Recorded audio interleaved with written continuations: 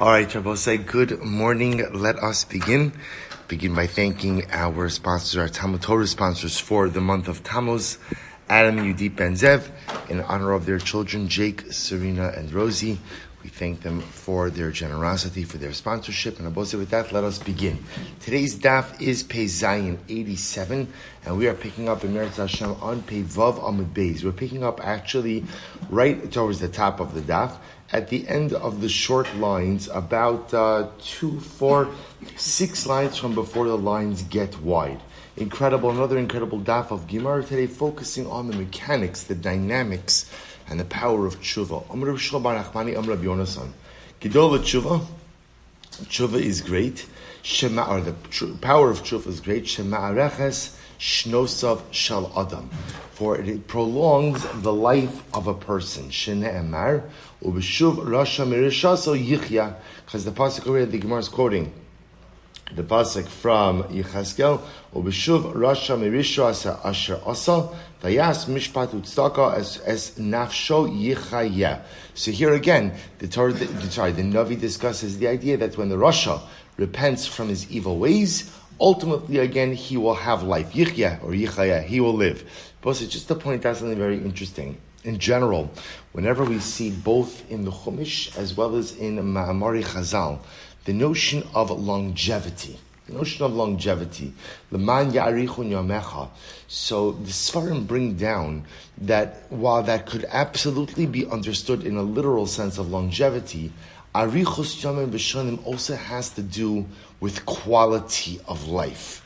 That the concept of prolonged days is measured not just simply in biological longevity, but is measured in the quality of the life which one leads. So the notion that when the Gemara says, Shlomo Rachmani says, Rabbi Yonasan, that tshuva is great, shema'areches shnosav shel adam, that means that a person who finds the power to do tshuva, the person who finds the koach and the courage to engage in cathartic change, fundamentally enhances his quality of life. Life is better when lived with tshuva.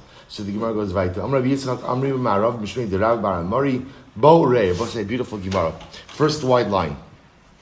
Bo Urei, Shelo Kamidas HaKadosh Baruch Hu Midas Basar Adam. See how the Ribono Shel Olam is so different than a human being. How so?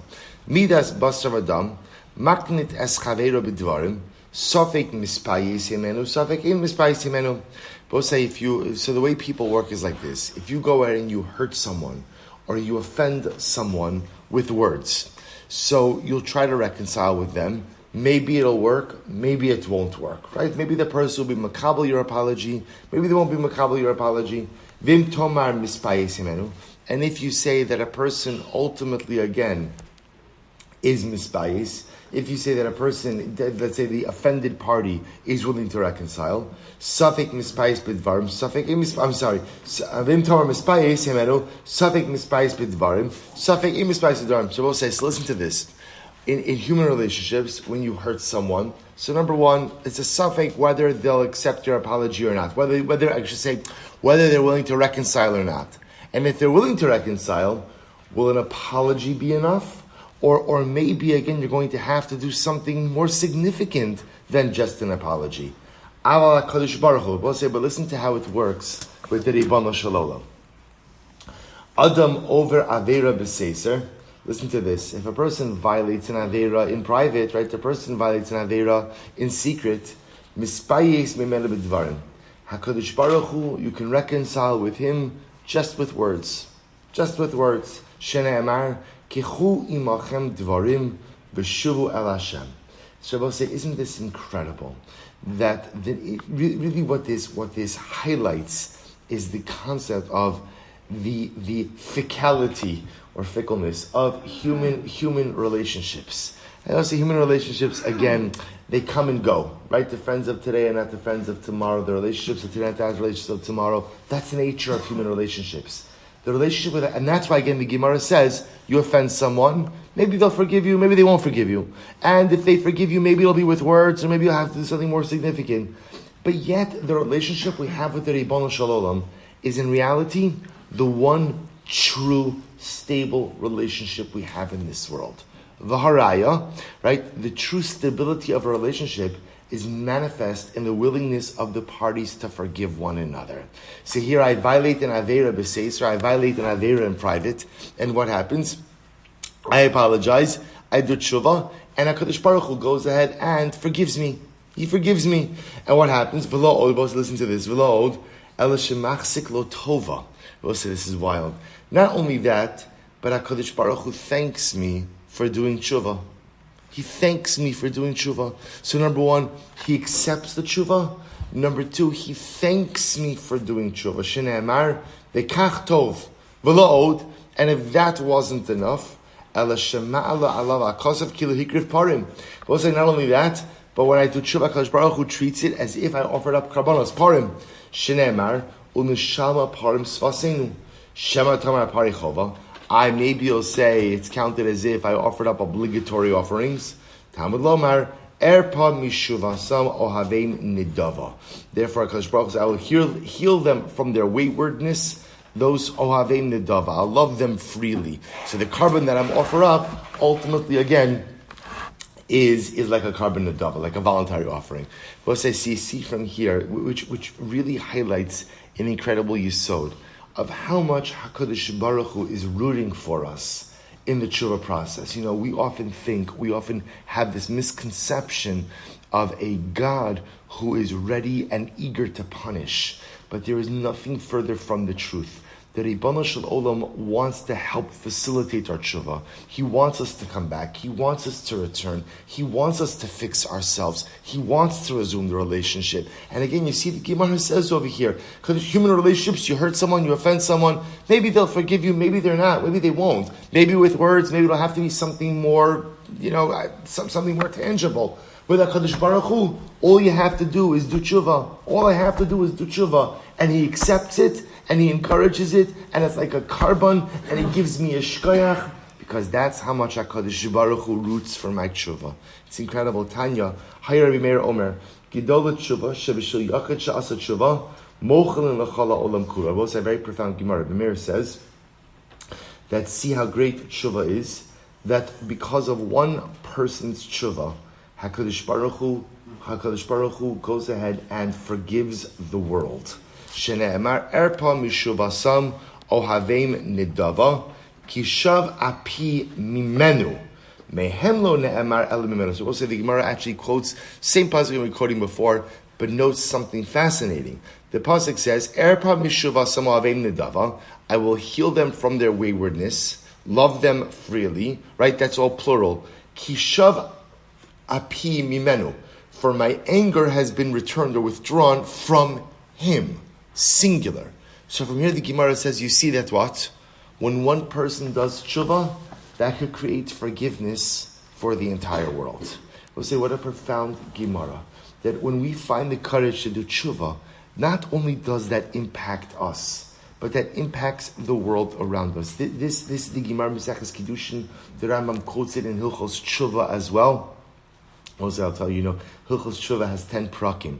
So often the Minhag Yisrael is to learn one parak of Hilchos Tshuva each of the days of Aser Simei Tshuva. Right? So it's interesting. Schatani Maskir, I try to do it every year, but Hilchos Tshuva, I find it almost impossible to learn an entire parak of Hilchos Tshuva every day, right? Because there's so much there. It could be that it's kedai maybe to start Hilchos Tshuva Rosh Chodesh Av, because the Sfarim bring down that already Rosh Chodesh Av is the beginning of Yamim Noraim. That's when Yom Noraim starts, right? Rosh Chodesh Av. But this idea is brought down in the Rambam. The Rambam phrases it a little bit differently. The way the Rambam says, quoting the Gemara Maseches Kiddushin, Li'olam yira adam it's Li'olam yira adam es atzmo, chetziav zakai v'chetziav chayiv.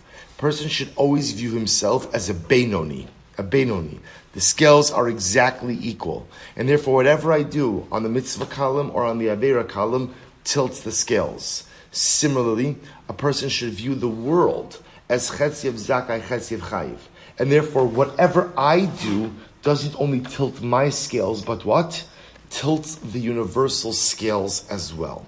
So therefore, this the Gemara is really highlighting this idea as well. We often think that the power of our tshuva is limited to us, but it's not true. The power of my tshuva ultimately impacts the world in its entirety. We'll say, here we go.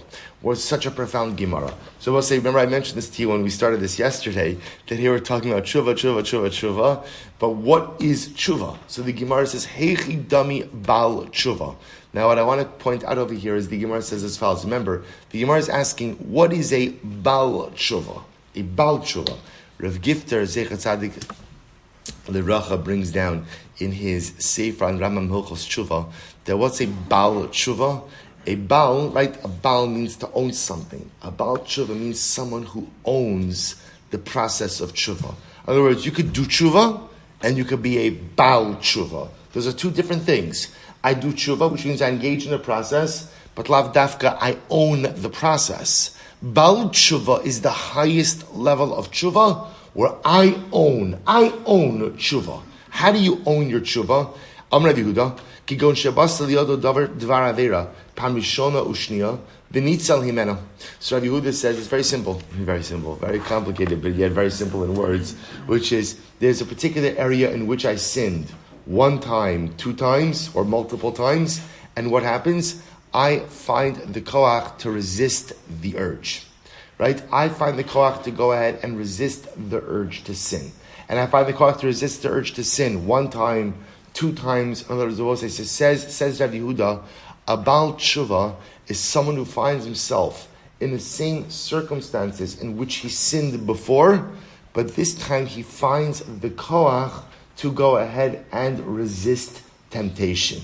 Machli Rabbi Yehuda motioned and he said, just to build on this, Ba'ose Isha, Ba'ose Perek, Ba'ose Makom.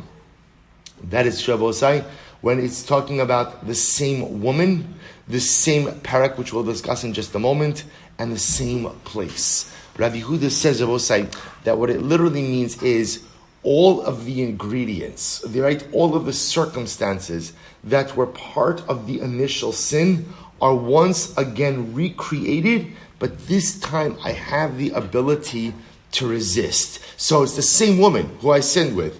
It's the same parak. Now, interestingly enough, before I get back, Baal Samakum, same place. Now Rashi says over here, if you take a look at Rashi, Rashi's on both columns. Take a look at Rashi on the right hand side. Ba'osa isha ba'osa makom, sha'avar sham ha'avera ba'osa perek, mitoch shadome mikol v'kol v'zman shenichshal bo, kvar yitzro miskaber alav va'omer lo re'ei plonis, va'osa makom, va'osa pereku kum aseh masha asisa kvar. So Rashi understands that perek means season. Same woman, same place, same season. So ultimately, again, according to Rashi, what's happening over here is as follows. When all of the same circumstances are present in which I sinned the first time, the Yitzhahara says, you got this, right? You got this. This is the same matzav. It's the same thing you did last time. Right? You could do this. All the same ingredients for the sin that happened last time are now present. The Rambam disagrees. The Rambam understands Perek a little bit differently. I mean, it's actually pretty incredible. So this is the Rambam in the beginning of the second chapter of Hilchos Tshuva. The Rambam writes as follows. Ezo hi tshuva gemura. Rambam phrases it a little bit differently. He says, Keitzad, hari sheba al isha ba'avera, ula'achar zman nisyachet ima. So again, same idea. Man committed, I will say, it's always interesting. It's interesting that the Gemara often illustrates these examples with issues of morality, indicating that this often is the greatest challenge for people, to remain moral people, to avoid immorality. So that's why he gives the example of immorality. Man sinned with a particular woman, and then once again he's alone with her. He still desires her, and he has the same vitality. In other words, I will say, with the way the Rambam understands Perek is not a season. Perek refers to the chapter of one's life. Same vitality. In other words, I will say, if a person committed an avera with a woman, and then 50 years later, he's alone with her, right? He's alone with her. and he has the opportunity to sin with her. But again, he can't move the walker with the tennis balls fast enough and able to get this. Look, I resisted the temptation to sin with this woman. Now we'll say, is that tshuva?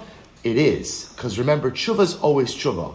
But that's not about tshuva. That's not tshuva gemura. The fact that your knees and your hips and everything else gave out on your way to go ahead and commit the avera, right? That's fine. You didn't commit it, but also it's not the same. It's not the same. So the Gemara, so the Rambam understands. It's interesting. So Rashi understands perek to mean season. Rambam understands perek to mean the same chapter of your life. That's tshuva gemura. You have the same physical vitality, but you choose not to commit the Aveira again. Incredible. Amar Rabbi Yehuda, Rav Miksiv. The Gemara says as follows. So Amar Rabbi Yehuda, Rav Miksiv, Rav contrasts the Pesukim. On one hand it says, Ashrei Nesui Pesha Kisui Chata. Pasuk says, praiseworthy is the individual whose sins are covered up. So David HaMelech over here refers to the idea that Ashrei, praiseworthy is the person whose averos are unknown. But yet the pasuk says, one who covers up his sins will not be successful. So which one is it? Is it good for my sins to be unknown, or do they have to be known? We'll say it depends on the avera. If ultimately I committed an aveira and everyone knows about it, so it is better not to cover it up. Rashi says over here, B'chet meforsam, tovlo sheyoda v'yisbayeh shelo yichi rabo.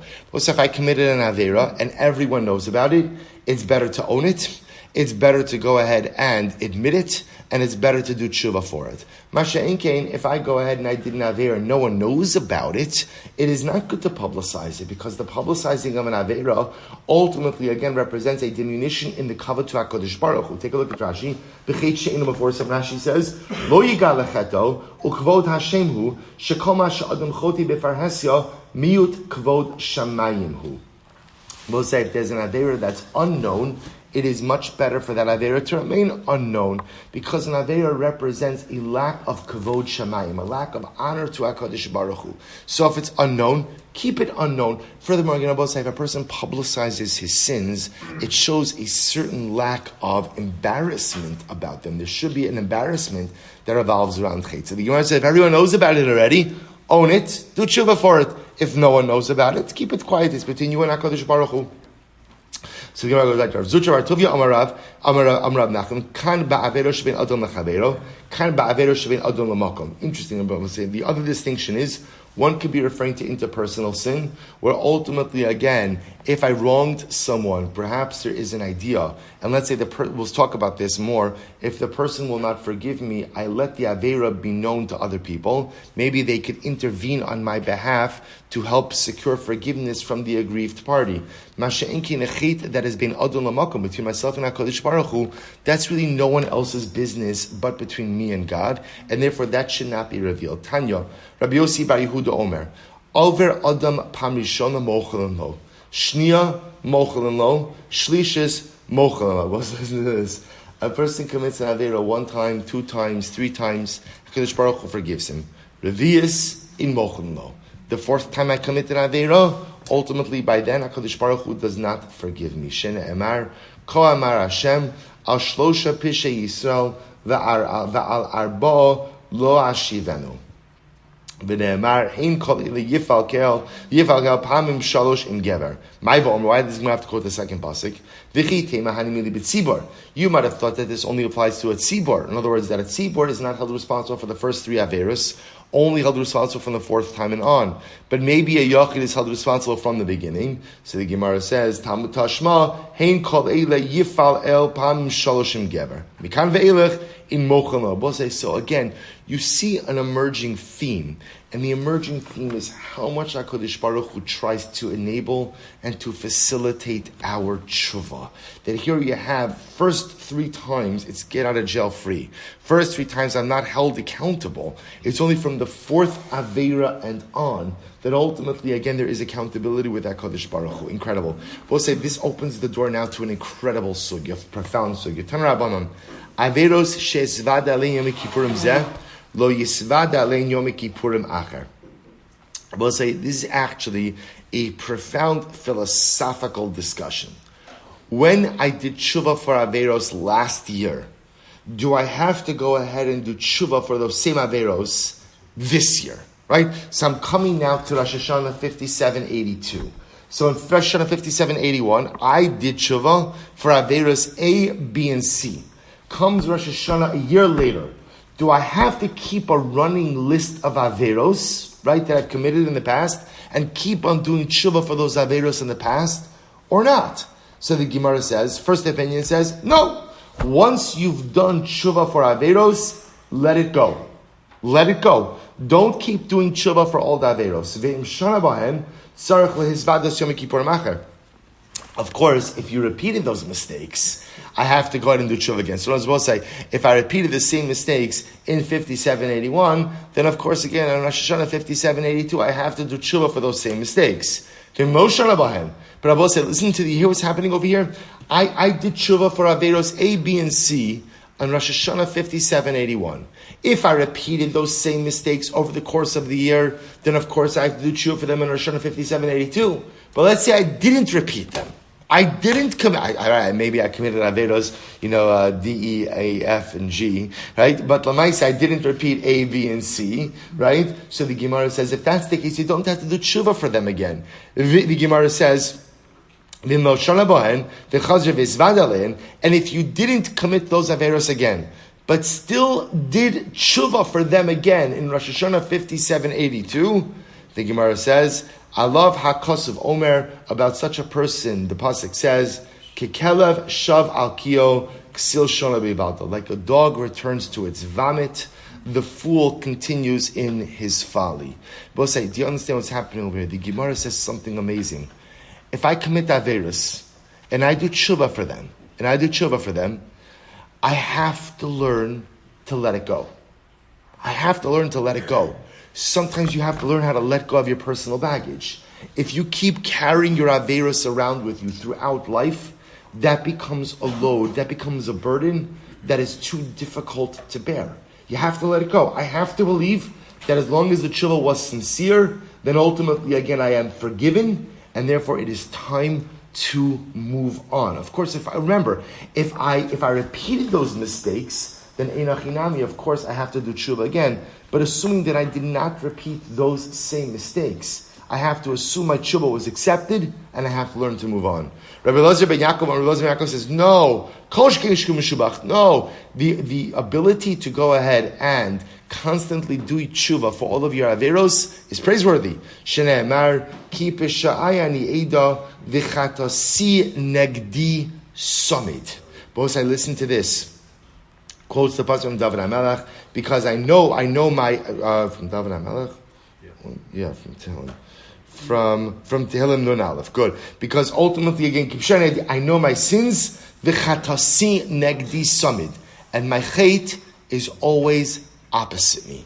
Both said this. You understand what's happening? How profound this is. What do you do with the Averos of your past? Again, of course, if I repeated negative behaviors, I have to keep doing tshuva for it. But assuming I did not repeat negative behaviors, do I have to keep doing tshuva for the Averos of my past, or do I let it go? First opinion says, let it go. And if you keep going in and carrying your past with you, you're like a dog that eats its own vomit. Strong imagery, right? A second opinion says, no, it's an incredible thing to keep your Averos with you. Keep your Averos always in front of you. The logic, of course, of keeping your Averos in front of you is, it hopefully prevents you from repeating them. So the Gemara says, Kid Rav Huna, Dam Rav Huna, Kevan, so the Gemara says, Elamani Mekayim Kekelev Shevel. So what do I do with the pasuk that says, like a dog that returns to its vomit? Kid Rav Huna, Dam Rav Huna, if a person goes and commits an Aveira and repeats it, the Gemara says, Chutrolo, it becomes mutter for him. Chutrolo sakalaitla becomes mutter. If you do an Aveira twice, suddenly it becomes mutter. Elaima na'asis lo keheter. Rather, ultimately, again, say it becomes like it is permitted. So the Gemara says, and when doing tshuva, when doing tshuva, ultimately, again, one has to go ahead and specify this in Abosai. Before we go on, I just want to point out, again, there's so much here. But understand, this last machlokes is such a profound machlokes in the mechanics of tshuva, and also just how we're supposed to look at ourselves. Like, do we say that there's a certain point in time where I let go of the averos of the past? I did it. I did tshuva. It's gone. It's no longer part of my personal history, and I have to let it go. Or do I say no? Once I commit an avera, of course I'm going to do tshuva, and I believe Chalash Baruch Hu forgives me, but that chait is forever part of my personal history. And it kind of follows me around. Not that it has an impact on others. There's no onesh. I believe I've been forgiven. I did a sincere tshuva. But that's part of my personal history. And it comes with me wherever I go. And the reason why that's a powerful thing is because the knowledge of that personal history hopefully sensitizes me to how I live my life going forward. That's a fundamental machlokes in tshuva. So the Gemara goes weiter. When doing tshuva, you have to go and specify the sin you committed. Shneimar, Ano chata amazeh chata gidola veyasu lahem Elohei zav. Divrei Rabbi Yudit Benzev. So Yudit Benzev says, when you do tshuva, it's not just enough to say, Hashem, I sinned, please forgive me. But what? A person has to specify the sin. Person tzarich lifrot esachet. I have to specify the sin I committed. And the raya is from Cheta Egel. Moshe says when lobbying on behalf of the Jewish people, that people sinned the great sin, they built the golden calf. Rabbi Kiva Omer, Ashrei Nisui Pesha, Kisui Chata. Rabbi Kiva says, praiseworthy is the person whose sin is covered up.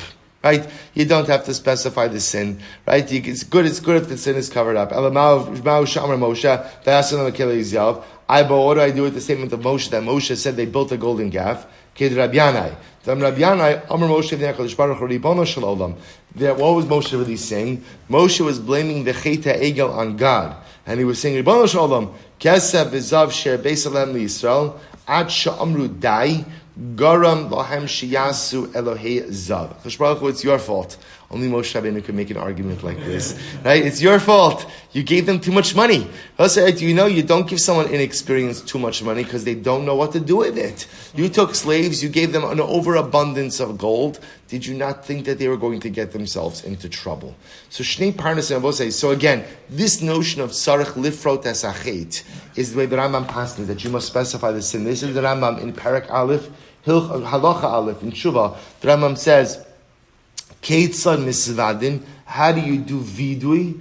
Omer, Ana Hashem, Chatasi avisi upashati, va'asisi kach v'kach.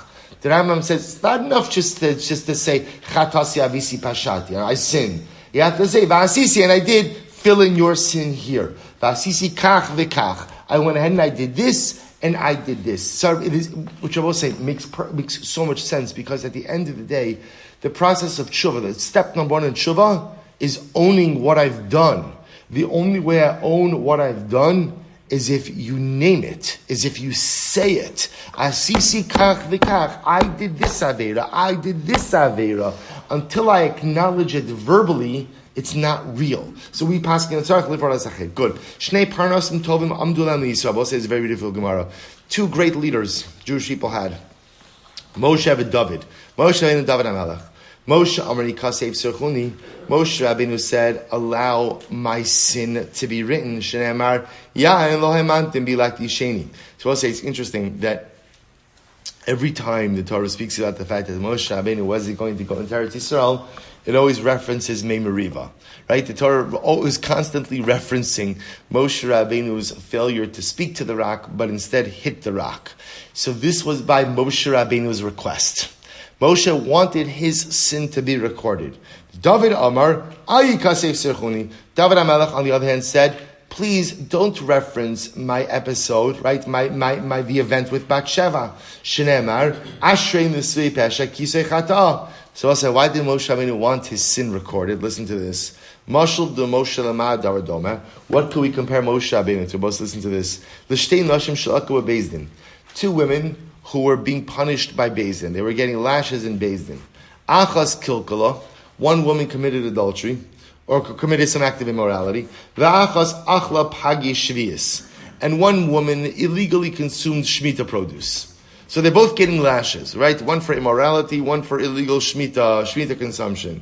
So Amram also sha'ach lapag yeshiyas, b'vakashem mekem, hodiu alma hi loka, shelo yomru alma sheza loka, zu loka. So the woman who was getting lashes for the shmita infraction said, please publicize my crime, because I don't want people to think that I did what she did, right? In other words, I want people to know, okay, I made a mistake, but I want them to understand that my mistake, I'm owning it was bad, but my mistake was not her mistake. My mistake was not an act of immorality. So what happened? So what happens? They go out and they bring some shmita fruit and they hang it around her. They hang it around her neck so that people recognize that when she's being punished for an infraction regarding shmita and not regarding immorality. And the Beis Din would announce, Mrs. So-and-so is getting punished ultimately, again, because of illegal shmita consumption. But this way, people knew that it wasn't because of an act of immorality. So what's the nimshal? Moshe Rabbeinu did not want people to think that the reason he wasn't going into Eretz Yisrael was because of the Chet HaMeraglim. He did not want people to think that he was caught up in the sin of the spies. Okay, I did my own sin. I committed my own aveira. I hit the rock instead of speaking to it. But I want people to understand that was the sin. That was my infraction. So therefore, by Moshe Rabbeinu's request, the Torah goes out of its way to record his sin on multiple occasions, so no one should group him together with the Meraglim. Incredible. Mefarsimin es hachanafin. Let's listen to this Gemara. So ultimately, again, we publicize the Chanafin. Abosai, who are Chanafin? Take a look at the left side of Rashi. Mefarsimin es hachanafin, shein rishaim umarin atzman kitzadikim. Abosai, these are people who are really rishaim, but they project an image of piety, false piety. So we call them out. We publicize the fact that they are not genuine people. So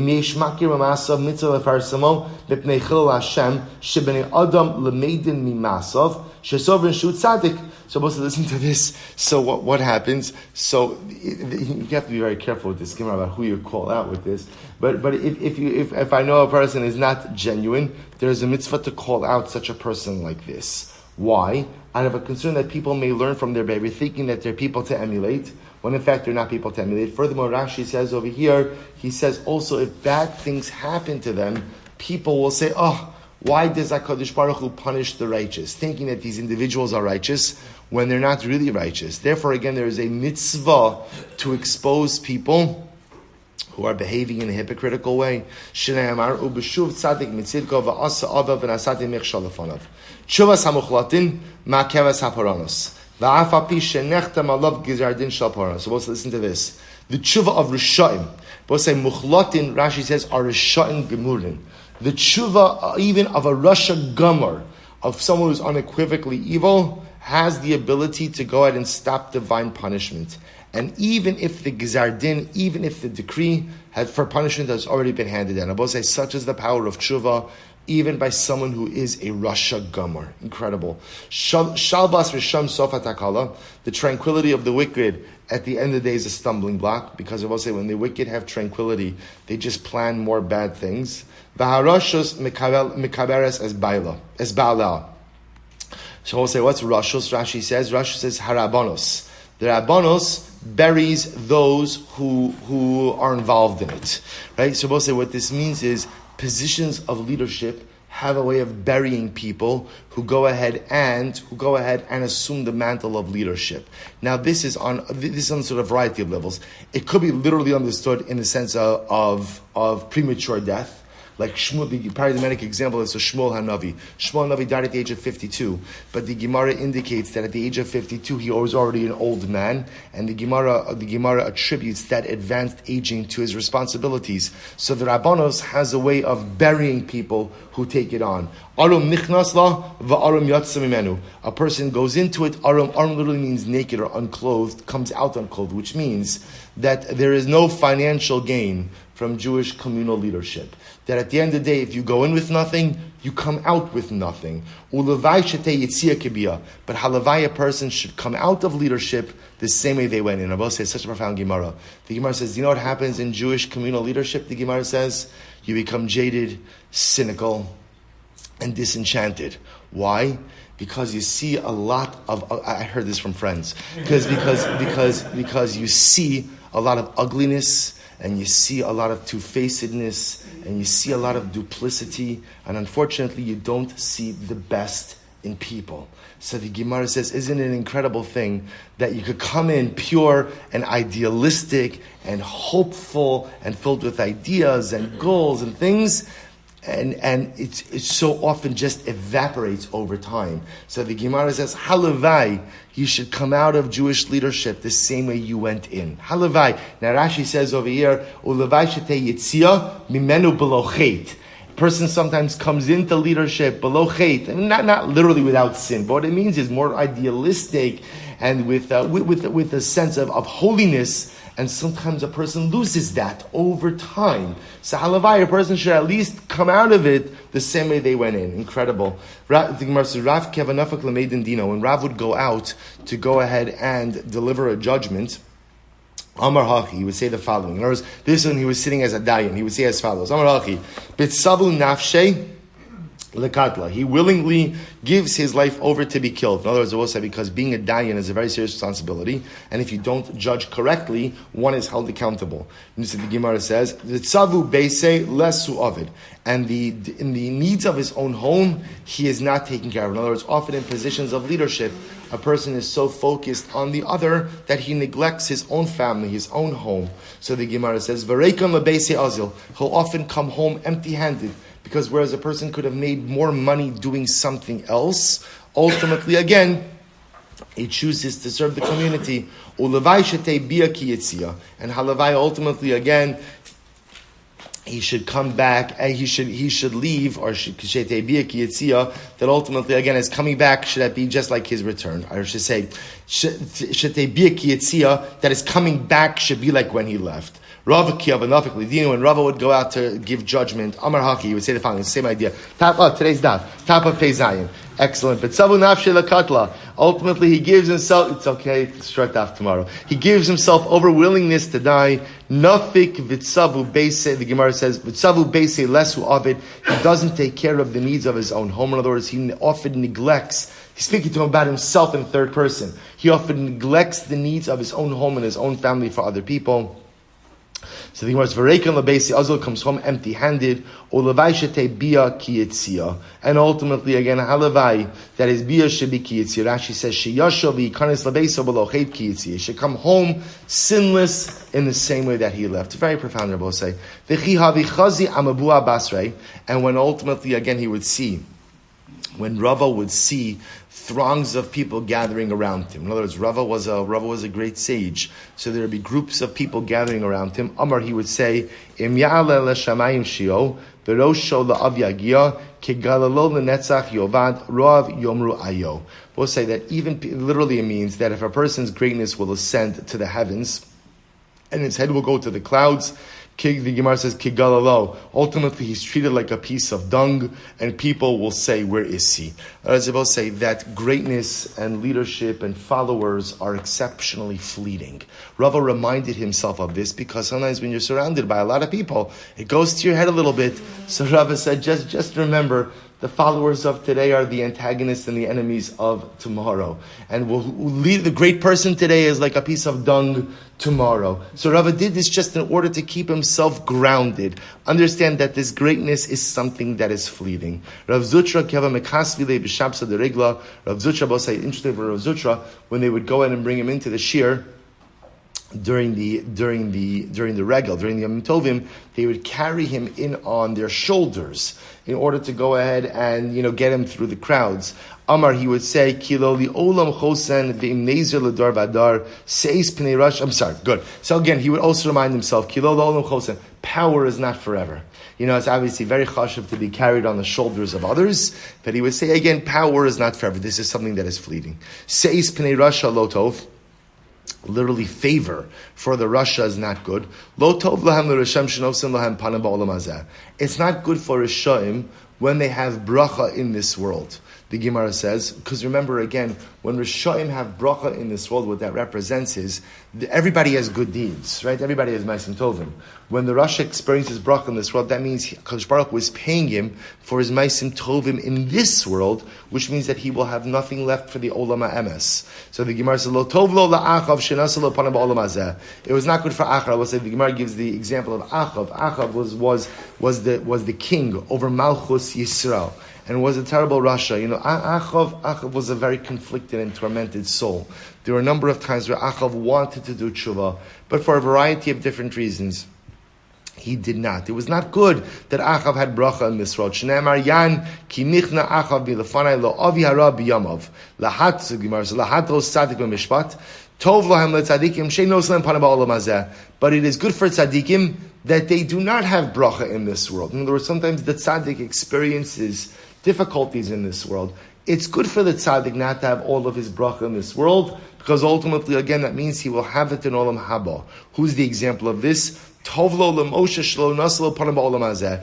It was good that HaKadosh Baruch Hu didn't forgive Moshe in this world and allow him to go into Eretz Yisrael. Shneimar yan lo hamanta bi laktisheni.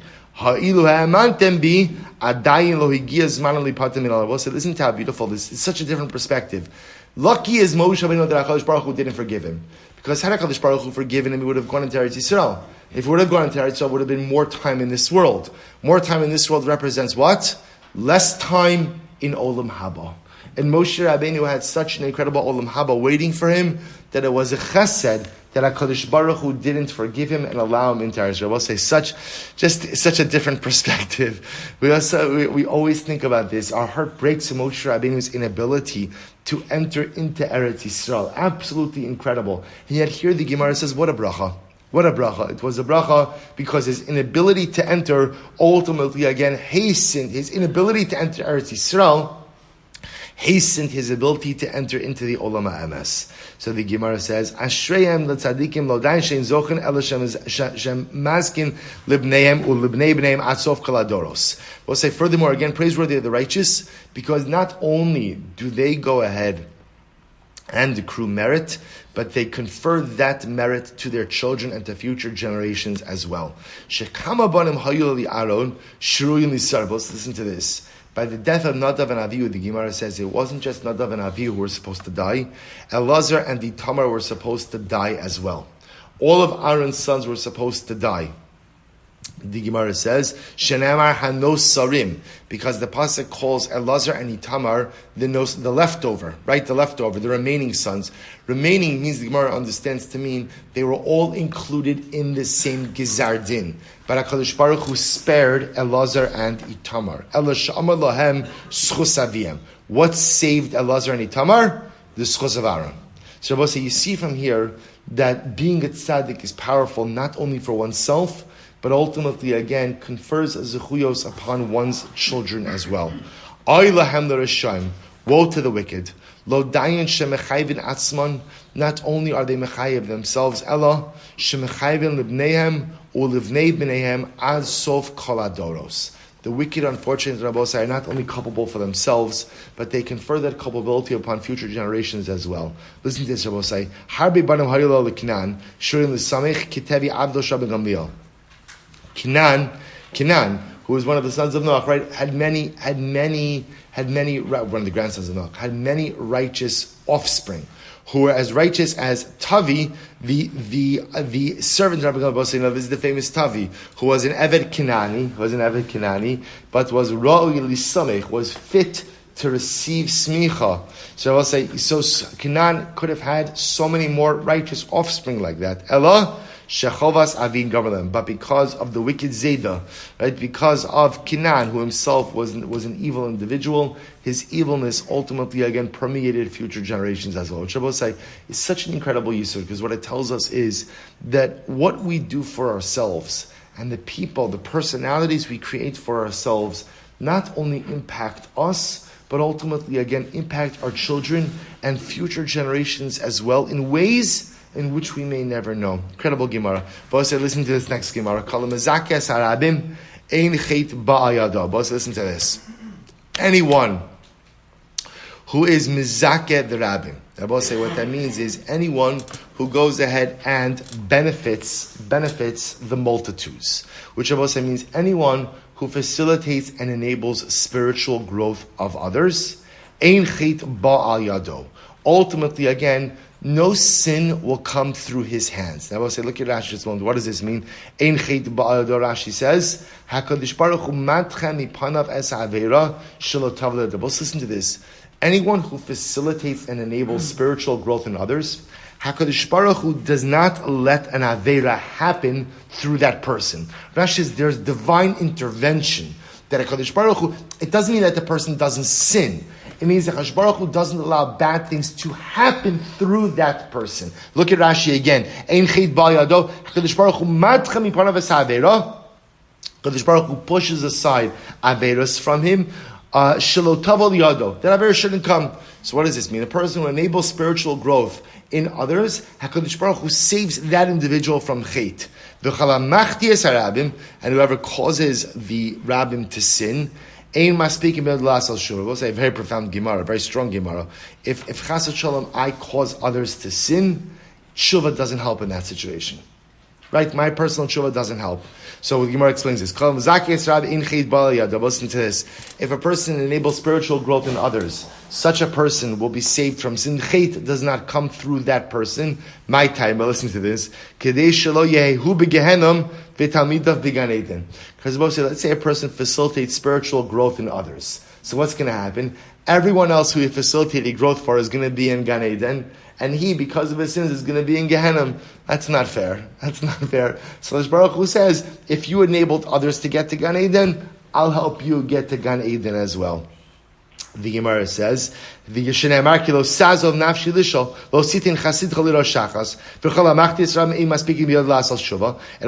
And if a person chas v'shalom causes others to sin, Kadosh Baruch Hu does not let such a person do tshuva. Shelo yehu b'gan eden v'tamidav b'gehenom. Shneimar Adam ashuk b'dam nefesh ad bar yanos al yitamchu bo. Because we also listen to this logically. If I caused others to sin, right? It's very nice that now I'm going to do tshuva, right? So I'm going to go to Gan Eden, and what? Everyone else who I enabled and facilitated their sin, they're going to be in Gehenna. That's not right. That's not right. Therefore, again, if I chas v'shalom caused other people to sin, my tshuva is not accepted. So I will say two incredible yisodos. First of all, the tragedy of causing others to sin, even if you go ahead and you engage in course correcting activity, often chas v'shalom one's tshuva is not affected, but is not effective. But ultimately, again, then we see that one who enables spiritual growth in others, I will say, in other words, what you're able to do for other people often has a dramatic impact on you. That if I go ahead and I try to enable spiritual growth in others, Kadosh Baruch Hu says, you're helping others grow, I'll save you from chet as well. Because if you're pushing other people to Gan Eden, I'll pull you there along with them. Such an incredible Gemara. Ha'omer echteva ashuv, echteva ashuv. Let's remember a person, according to the Mishnah, a person says, I'll sin and do tshuva, I'll sin and do tshuva. Yom Kippur is not mechaper for that. Doesn't work. Yom Kippur doesn't work for that. Lamli l'meimar, echta v'ashuv, echta v'ashuv. Trezini, why do you have to say it twice? Kid Rav Huna, amarav, kevan shavar adam aveira v'shanaba. Once a person does an aveira and repeats the aveira, chutrala becomes mutter. Chutrala becomes mutter. Elanasis lo keter. Not literally it becomes mutter, but rather what? It becomes like it's mutter. We'll just say, just a very simple yusuf, but profound in psychology, right? Which is that it just becomes a pattern of behavior, right? Once you create a pattern of behavior, it's very hard to break patterns of behavior. So you commit an avera one time, you feel guilty about it. Commit an avera twice, suddenly again, nasas lo keter. Incredibly profound. Echtav Yom Kippur mechaper, in Yom Kippur mechaper. If a person says, I'm going to sin, and don't worry about it, Yom Kippur will be mechaper. Yom Kippur is not mechaper. Leima mas nisin delo Rebbe. I both say again, same sheet of Rebbe. Our Mishnah clearly doesn't reflect the view of Rebbe, because what does Rebbe hold? This Sanya, Rebbe says, Al kol avera shevatorah benas atshuva and lo atshuva Yom Kippur mechaper. Well, say Rebbe holds. This is from yesterday. We saw this as well. Rebbe holds. Itsumo shel yom mechaper. that the essence of the day atones. So according to Rebbe, that should work even if a person says, I'm going to sin, and Yom Kippur's got my back. Right? According to Rebbe, that should work. To which the Gemara says, no, if you tema Rebbe, agav shiny. Even Rebbe would agree that this doesn't work. In other words, even Rebbe who holds that Allah Chalamayis Yom Kippur is mechaper, even Rebbe will agree that if a person intentionally sins with the thought that Yom Kippur will be mechaper, even Rebbe agrees that Yom Kippur doesn't work in that situation. Yom Kippur works ex post facto. I sinned even if I intentionally sinned. Ultimately, Yom Kippur could be mechaper. But if I sin with the intention that Yom Kippur is going to clean up my spiritual mess, that does not work. Avero shebin adam lamachum. So we'll say, so remember again, the Mishnah said that Yom Kippur is mechaper for sins ben adam lamakom, but for sins ben adam lechavero, a person must ask forgiveness from his fellow. Ramile Rav Yosef bar Chavu leRabbi Avo. Avero shebin adam lechavero in Yom Kippur mechaper. On one hand, we said in the Mishnah that Yom Kippur is not mechaper for interpersonal sins. Right? Interpersonal sins, you have to go and you have to ask forgiveness from an individual. I have a haksiv im yachta ish leish im yachta ish leish upilalo Elokim. So that's how the Gemara says Elokim right now. So the Biat Pasuk says a person will sin against his fellow and he will be appeased by God. So it sounds like here that HaKadosh Baruch Hu does forgive me for averos bein adam lechavero. To which the Gemara says man Elohim. What's the Elohim being referred to over here? Daina. It refers to a human judge. It's not referring to HaKadosh Baruch Hu. Ihachim is seifa I, but if that's, you look at the end of the pasuk. Vim laHashem yechtaish mi yispalalo.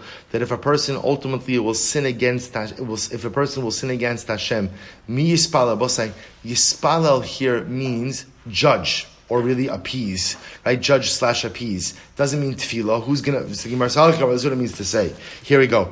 If a person sins against another person and appeases that person, in other words, I sin against someone and I ask their forgiveness, I work it out, then Elokim yimchalo, then Hashem will forgive me. Right? And I will say, so if I commit an avera against another person and I ask for their forgiveness, then Hashem will forgive me. Vim laHashem yechetaish. But if I sin against God, mi yispalel ba'ado. What will appease for me? What will help me? Tshuva u'maisim tovim. We'll say what happens when I sin against Hashem? Tshuva and maisim tovim. Right? Tshuva. I will say now. Interesting enough. What's missing from here? What's missing from here? Tshuva maisim tovim. What's missing from the list? Tefillah. Now understand, it's not really missing because when Gemara talks about tshuva, part of tshuva is tefillah. So really, tshuva over here is being used in an all-encompassing fashion. Tshuva, because again, like the Rambam writes in Hilchos Tshuva that derech hashav litzok el Hashem tamid. That the way of tshuva is to call out to the Ribono Shel Olam all of the time. So the Gemara says something amazing. Rabbi Yitzchak, here we go. So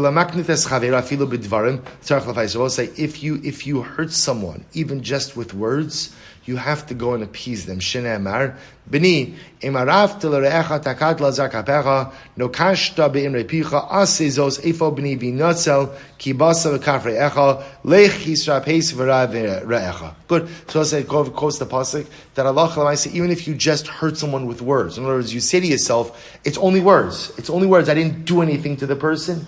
Even if you just hurt a person with words, halach hamayis, you have to ask mechila. Im mamon yesh biadecha. If you took money from someone, hatul apisa said you have to return it. Open your hand. Ve'im lav here ba'alav reim. We'll say, but let's say again, I hurt someone and the person doesn't want to forgive me. So what do? Get other people involved. Get other people involved to help intercede on your behalf. You have to go, we'll say, as far as to approach the aggrieved party in the presence of 3 people 3 times. In other words, I don't have to do this in front of 3 people, but the idea is that if the aggrieved party is not forgiving me, I have to literally bring like a beis din, right? I have to bring 3 people 3 times in order to secure that person's forgiveness. Shneamar Yosher ala nashim v'yomru chatasi v'yasher avisi v'lo shavali v'am Rabbi Yossi v'rechanina kalamavakish mato mechavero. So we'll say, so we see from here that even if all I did was harm someone with words, I have to ask their forgiveness. And I have to go so far as to ask forgiveness 3 times in front of 3 groups of 3 people. So the Gemara says, but listen to this. But I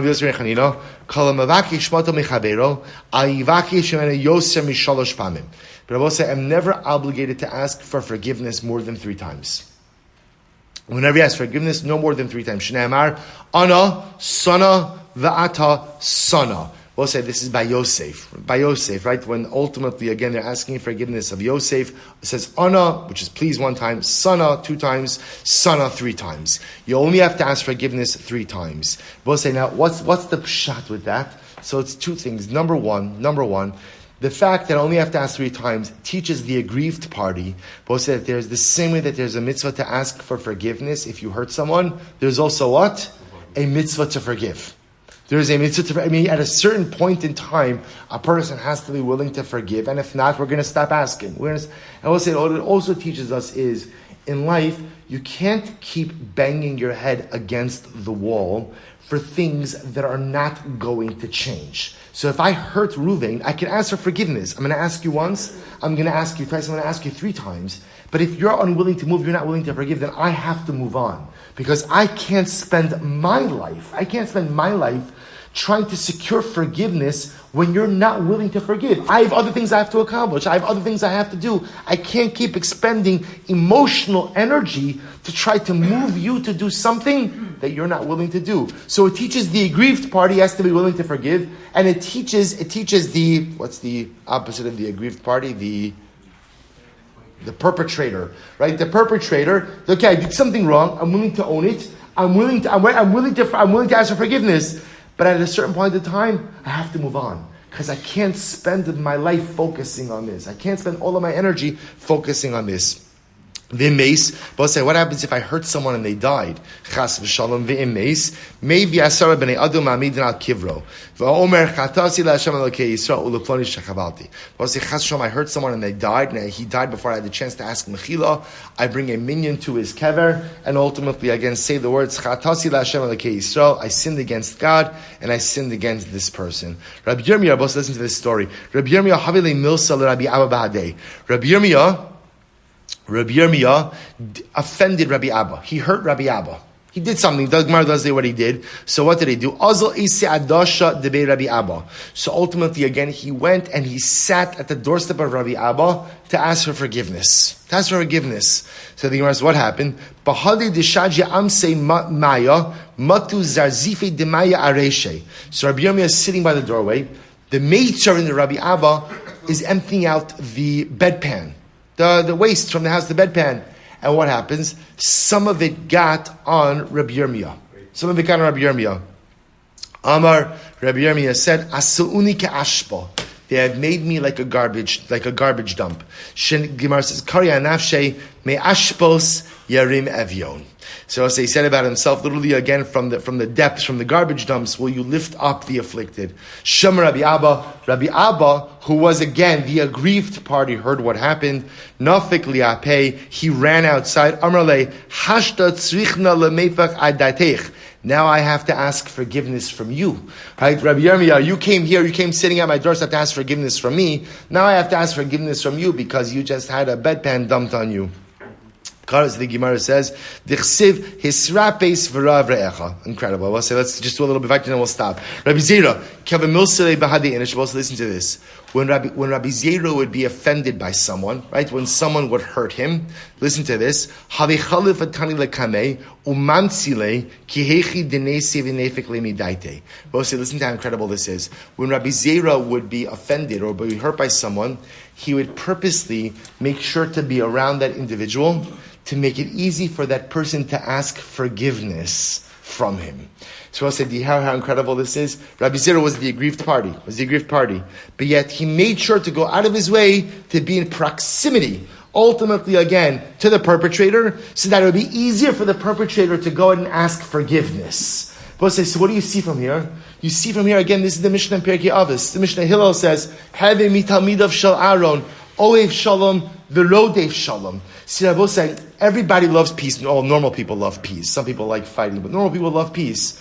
You have to be a rodev shalom. To be a rodev shalom means to recognize shalom does not just show up at your doorstep. Often shalom is very, very, very complicated. But you have to run after it. If you you don't have to run after it. If you want it, you really have to run after it. Rabbi Zira had absolutely no obligation to make himself present so that it should be easier for the perpetrator to go ahead and ask Mechila. But this is what he did ultimately, again, because he was a Rodef Shalom. We'll say, fine, we'll do one last piece, then we'll stop. Rav Havili Milsavadi Tibchar. Let's listen to this. We'll finish up the story quickly. Rav had a falling out with a particular butcher. Lo asal kameh. The butcher did not come to ask for forgiveness. So we'll say, what happened? So Rav said, you know what? The butcher didn't come to me. It's not Erev Yom Kippur. I'm going to go to him. I'm going to go to the butcher.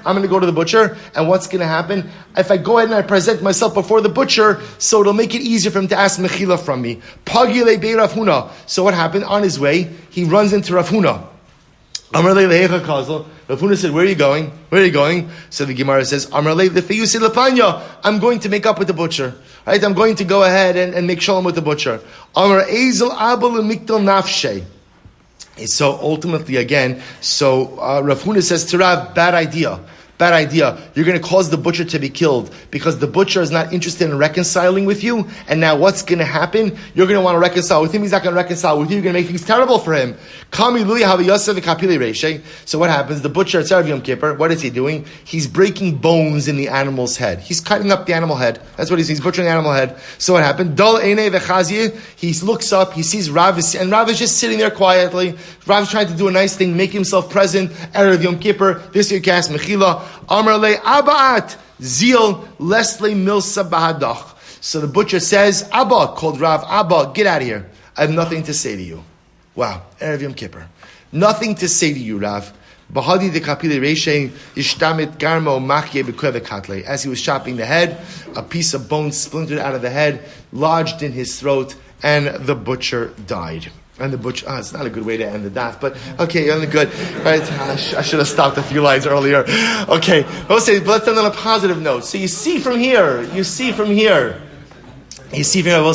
what it means to be a Rodef Shalom. And how, again, so many times in life, it's true. I might be right, but at the end of the day, it is so much more important to have Shalom than it is to be right. So we'll stop over here tomorrow. Last daf of Maseches Yoma Miras Hashem B'Shatov Mefachas Shkoyach.